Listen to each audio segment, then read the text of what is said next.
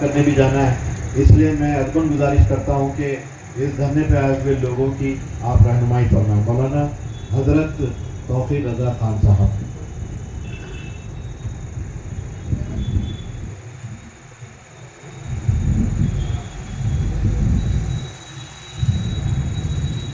السلام علیکم ورحمۃ اللہ۔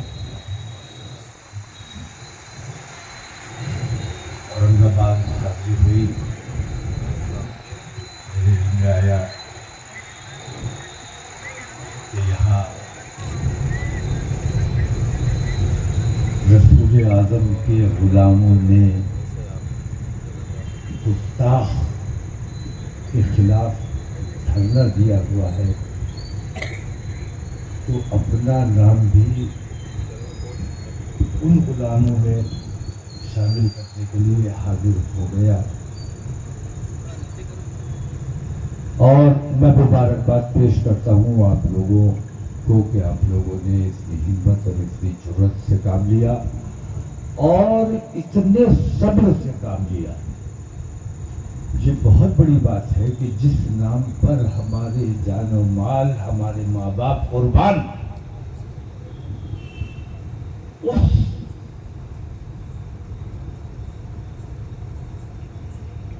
نام کا گستاخ ہم تو مر جائیں یا مار ڈالیں،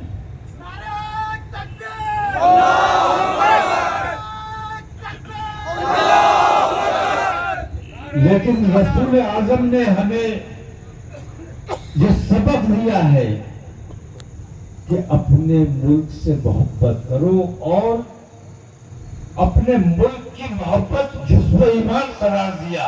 تو ہم الحمدللہ ایماندار لوگ ہیں، ایمان والے لوگ ہیں۔ ہم اپنے ملک میں بد امنی، افراتفری، دنگا فساد کسی قیمت پر نہیں چاہتے۔ اگر حکومت یہ چاہتی ہے کہ امن بنا رہے تو یہ ضروری ہے کہ ان ظالموں کے خلاف انہیں ایکشن لینا چاہیے، ورنہ مسلمان کب تک صبر کرے گا؟ اس کے صبر کا امتحان مت لو۔ ہم اپنے ملک سے محبت کرتے ہیں، ہم نے اتنا بڑا حملہ جو برداشت کیا، اس کے باوجود ہمارے نوجوانوں نے صبر سے کام لیا ہے اور یہاں دھرنا لگا کے بیٹھے، جبکہ یہ جانتے ہیں کہ ہم دھرنے میں کس سے کیا مانگ کر رہے ہیں، اسی کے اشارے پر گستاخیاں ہوئی ہے، تو ہماری بات نہیں مانی جائے گی۔ لیکن ہم دنیا کو یہ دکھانا چاہتے ہیں کہ ہم اپنے ملک سے محبت کرتے ہیں، اپنے ملک میں بد امنی نہیں چاہتے، لیکن ہمارے صبر کا امتحان لیا جا رہا ہے۔ اگر یہ پیمانہ چھلک گیا تو نتائج بہت خراب ہو سکتے ہیں، اور اس کے لیے ذمہ دار ہم نہیں ہیں، کیونکہ ہم برداشت کر رہے ہیں، ہم پر سمجھائے جا رہے ہیں، بہن بیٹیوں کے ساتھ ظلم ہو رہا ہے، لنچنگ کی جا رہی ہے، ہم کبھی کوئی ریئیکشن نہیں دیتے۔ کیا ہم جواب نہیں دے سکتے؟ میں کہتا ہوں 1000 آدمی بھی اگر آپ کو گھیر لیتے ہیں، ان میں سے ایک کو تو پکڑ سکتے ہو۔ سرنڈر نہیں کرنا ہے۔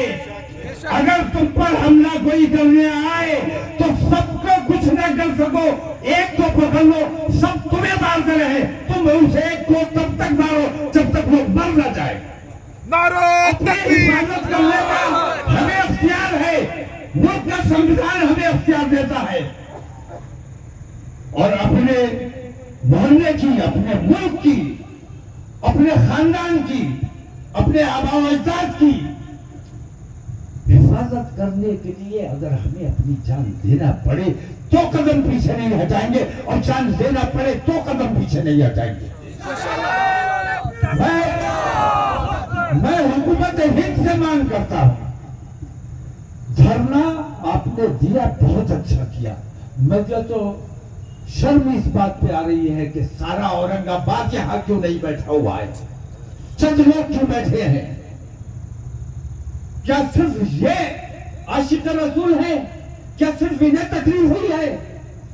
سارا اورنگ آباد اگر بیٹھا ہوتا تو کچھ اثر ہوتا، اور سارا اورنگ آباد کیا، سارا ہندوستان جمع ہونا چاہیے۔ اور سارا ہندوستان انشاءاللہ جمع کیا جائے گا. ہم یہ کوشش کر رہے ہیں کہ ان تمام بے ایمانیوں کے خلاف, ان تمام ظلم و ستم کے خلاف, جس طرح آپ یہاں آج دھرنے پر بیٹھے ہیں, ہم کل دلی میں دھرنے پر بیٹھیں گے. تاریخ کا اعلان کیا جائے گا اور پورے ملک سے ہم 20 کروڑ ہیں یا 30 کروڑ ہیں اس بحث میں نہیں جاتا. ہم جتنے بھی ہیں اگر صرف 1% گھر سے نکل آئے, دلی کچھ کرنے کا اعلان کیا, ہاتھ میں ترنگا لے کر اپنے ملک کی محبت کا اظہار کرتے ہوئے, نریندر مودی جب تک استعفا نہیں دے گا تب تک دھرنا ختم نہیں کیا جائے گا. بتاؤ ٹھیک ہے کہ اسی کی سرپرستی میں یہ ساری بے ایمانیاں ہو رہی ہیں. ہم اپنے ملک سے محبت کرتے ہیں, اس لیے ہم چاہتے ہیں کہ نریندر مودی جو ہمارے ملک کو نقصان پہنچانے کا کام کر رہا ہے, پورا ملک بیچ دیا, اب اس کے پاس کچھ نہیں بچا تو اوقاف پہ نظر آ گئی. ہم اپنے اوقاف نہیں بچنے دیں گے. ہمارے جو ملک کو بیچا ہے, ہم اپنے ملک سے محبت کرتے ہیں. نریندر مودی سے ہماری نفرت اس لیے نہیں ہے کہ وہ مسلمانوں کا دشمن ہے. نریندر مودی سے ہماری نفرت اس لیے ہے کہ وہ ہمارے دیش کو نقصان پہنچانے کا کام کر رہا ہے, اور جو ہمارے دیش کو نقصان پہنچا رہا ہے اسے کسی قیمت پر سچا مسلمان جو اپنے وطن سے محبت کرتا ہے برداشت نہیں کرے گا. تو آپ لوگ یہاں جیسے بیٹھے ہیں, انشاءاللہ پورے ملک سے مسلمانوں کو اور سیکولرزم میں یقین رکھنے والے, ہندوستان کے آئین میں یقین رکھنے والے, آئین سے محبت کرنے والے تمام لوگوں کو دعوت دی جائے گی. آپ لوگوں کو اطلاع کی جائے گی. انشاءاللہ اس تاریخ میں تمام لوگوں کو یہاں سے چلو, یہاں سے دلی تک جان ہو, تب تو تم عاشق رسول, عشق رسول کا اظہار کرنا آسان کام نہیں ہے. ہم اس کی امت ہیں جس نے پیٹ پر پتھر باندھ باندھ کے اپنی امت کے لیے کتنی محنتیں, کتنی قربانیاں دی ہیں. اس نام پر ہم جو کچھ بھی کر سکیں, حکم ہے جان دی ہوئی انہی کی تھی. حق تو یہ ہے کہ حق ادا نہ ہوا. آپ لوگوں کے دھرنے میں میں شریک ہوا, مجھے بہت خوشی ہے اور مجھے افسوس ہے کہ اس قسم کے دھرنے ہمیں ملک میں لگانا پڑ رہے ہیں. ہماری بہن بیٹیاں محفوظ نہیں ہیں, ہماری مساجد محفوظ نہیں ہیں. رات میں مسجد تھی, صبح کو مسجد غائب ہو گئی. ایسا ظلم ہو رہا ہے اور میڈیا خاموش ہے. تو حکومت بے ایمان, میڈیا بے ایمان, سب بکے ہوئے ہیں. اور سب سے بڑے افسوس کا مقام یہ ہے کہ عدلیہ, بڑے افسوس کی بات ہے کہ عدلیہ جس پر بھروسہ کیا جاتا تھا, بھروسہ کیا جاتا ہے, وہ بھی آج حکومت کے دباؤ میں فیصلے کرنے پر مجبور ہو رہا ہے. یہ ہمارے دیش کے لیے بہت گھاتک ہے اور یہ دیش کا نقصان اب برداشت نہیں کیا جائے گا. ہندوستان کا عدلیہ بدنام اگر ہو رہا ہے, میں تو اسد الدین اویسی صاحب سے بھی میں نے سوال کیا کہ آپ بیرسٹر ہیں تو آپ کی بیرسٹری سے مسلمانوں کو کیا فائدہ ہے؟ آپ اگر بیرسٹر ہیں تو انٹرنیشنل لا آپ نے پڑھا ہوگا. آپ کو چاہیے کہ ملک میں جو بے ایمانیاں ہو رہی ہیں, جو ظلم و ستم ہو رہا ہے, جو ناانصافیاں ہو رہی ہیں, اگر کورٹ ناانصافی کر رہا ہے تو اپن کورٹ میں جانے کا قاعدہ ہے, ہمارا حق ہے. اور اگر یہاں کے کورٹ ہمارے ساتھ بے ایمانی کر رہے ہیں تو ہمیں اختیار ہے, ہمیں انٹرنیشنل کورٹ آف جسٹس میں جانا چاہیے.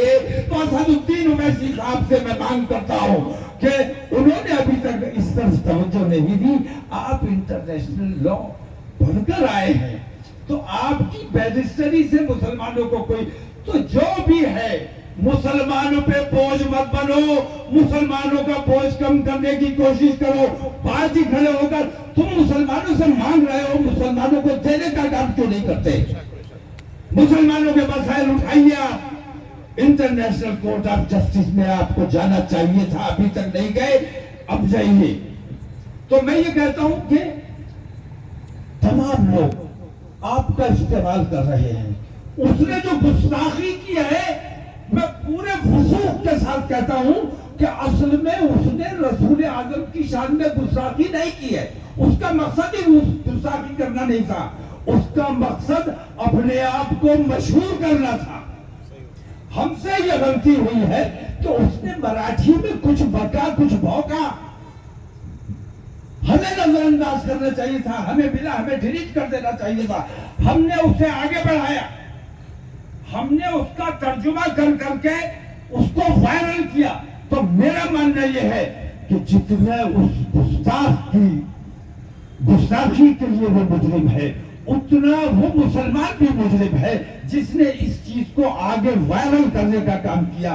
जहां मिलता वहीं डिलीट कर देते तो ये नौबत नहीं आती। और ये ना समझा जाए, हुकूमत भी ये ना समझे कि हम बुज़दिल हो गए हैं। अल्हम्दुलिल्लाह बुज़दिल नहीं हुए हैं, लेकिन अपने मुल्क से मोहब्बत करते हैं, अपने मुल्क के अमन व अमान बनाए रखना चाहते हैं, मुल्क में अमन व अमान। इस वजह से हम धरने पर बैठे हैं।